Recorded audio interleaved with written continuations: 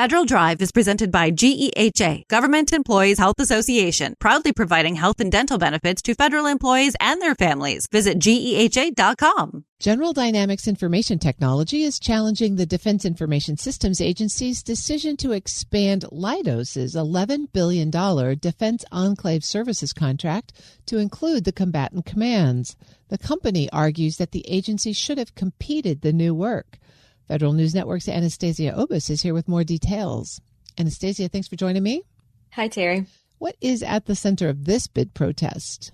Yeah, so in 2022, DISA awards this massive Defense Enclave Services contract to Leidos. The goal of the contract is to transition 22 fourth estate defense agencies and field activities onto the single standardized secure network managed by DISA.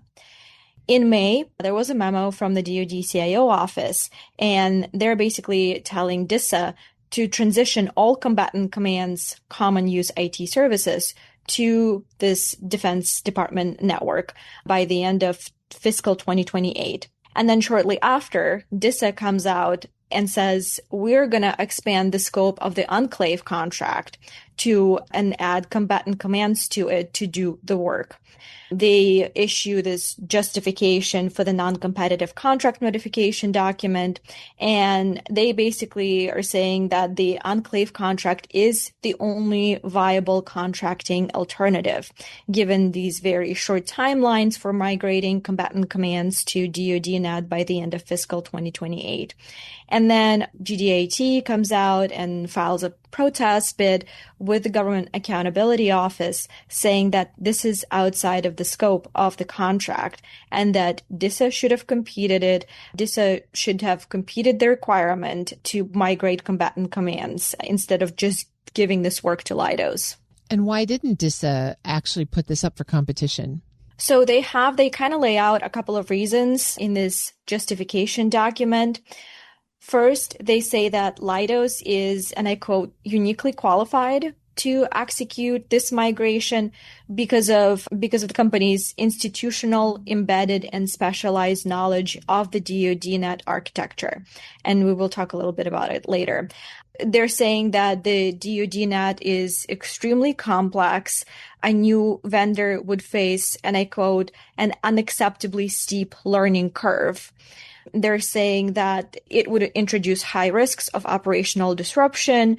It would introduce further schedule slips, as they would require ramp-up time to onboard technical subject matter experts and to gain the understanding of the complexities of the DoD net environment. They're saying that the learning curve would significantly delay network migration beyond 2028, and they're basically saying that that would jeopardize combatant commands modernization efforts.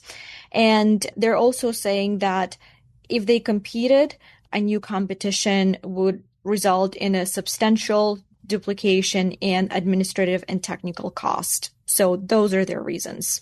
And as GDIT brings the protest, what parts of that are they arguing against? So GDIT actually didn't provide a comment for the story, but I spoke to a source who's familiar with this situation, and they brought up a couple of points. So the first one is that DISA didn't really consider other contracting pathways that are available to them that could have achieved the CIO's objectives. For instance, DISA could have considered existing enterprise contract vehicles that already support combatant commands in their IT operations, and those alternatives could have offered faster, less costly, and more effective alternatives. Then they're saying that DISA is using, and it's in the justification document, DISA is saying that Leidos has migrated about 40,000 users to DoDNet, and they're using that as evidence to justify that the contractor can do this job and they're qualified to do the work. But at the same time, the original solicitations required the vendor to support the migration and sustainment of at least 370,000 users. So then DISA also makes a point of saying that Leidos has this institutional deep knowledge of the DoDNet environment. that no one else has.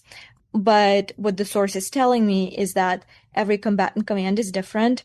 They operate in unique environments. They're geographically different, etc.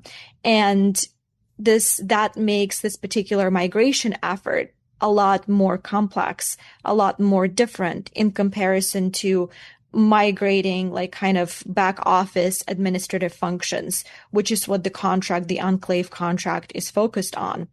And migrating combatant commands environments, the dependencies to the critical mission systems is so complex, and understanding those environments is probably a lot more important than just understanding the DoD-NAT environment. So those are just some of the kind of counter arguments that I'm hearing. Didn't DISA lose a protest for a similar attempt to add out-of-scope work to the Enclave contract in the past? Yes, they actually did. There was one company that successfully challenged DISA's attempt to move National Defense University's IT work to Leidos under the Enclave contract. So lots of similarities here. That company similarly argued that National Defense University's requirements are outside of the scope of this Enclave contract.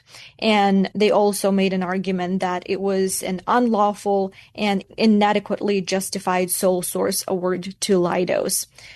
GAO subsequently finds that the challenge to the sole source action was clearly meritorious. They're saying that the evidence that DISA provided was insufficient to justify a sole source task order to Leidos, and that the evidence is insufficient that no other contractor could satisfy the agency's requirements. So yeah, DISA has tried adding this kind of out-of-scope work to the Enclave contract in the past, and they did not succeed, so we'll see what happens this time. Well, what is next for this particular protest?